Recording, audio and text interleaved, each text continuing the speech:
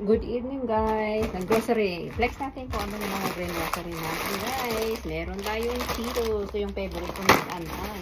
Baanghang. 2 Cheetos na meron siya guys.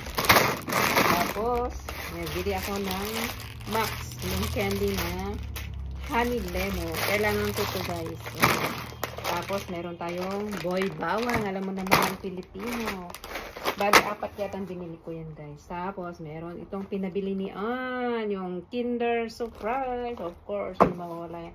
Tapos, ano pa ito?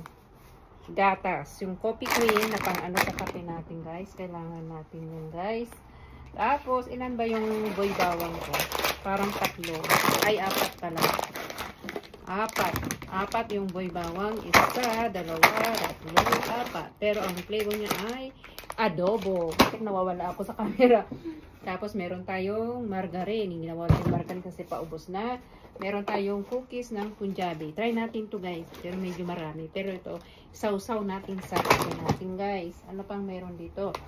Tapos meron tayong cookies na chips ahoy. Yan ay pabili ni Anan. Tapos yung cereal niya na ilan? Ilan yung cereal ni Ann? 2, 4, 6, 7 yung cereal ni Ann. Ito yung almusal niya lagi. Bakit nawawala talaga ako sa camera? Okay guys, yan ang aking pinamili ngayon. So ngayon, magkano ba lahat ang aking ginastos dito? Okay, kung sino po ang makakahula guys, bibigyan ko siya ng 100. Aabot siya ng 100 pababa. Ganon. Guys, alright? Mag-react kayo, mag-comment kayo kung ano yung sasagot nyo at i-share nyo din. Salamat sa panonood guys. Please mag-react, mag-comment ang sagot at i-share nyo sa mga friends nyo guys. Magkano ang aking binayaran lahat ito guys. 100 below guys ha. 100 pababa po yung sagot nyo guys. Kasama ang botal. Okay guys, see you later guys. Ito yung mga pinamili ko para makita nyo. Huwag na yung mukha ko. Yan. 100 pababa guys.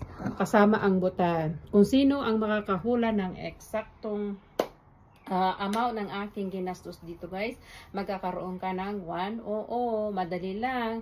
Numero lang ang inyong i-type dyan sa comment section. Maraming salamat at mamaya check ko.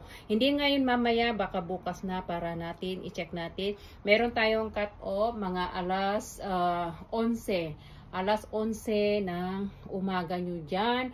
Pag ano ba ngayon? Hindi, ngayon ay Thursday. Friday nyo guys. Pag Friday or Saturday, nandito na ako. Pag ano namin dito, ganitong oras guys. 7, 8, 9, 10. Siguro alas 10. Alas 10 ng umaga nyo dyan sa Pilipinas. Okay guys, see you later. Bye bye for now.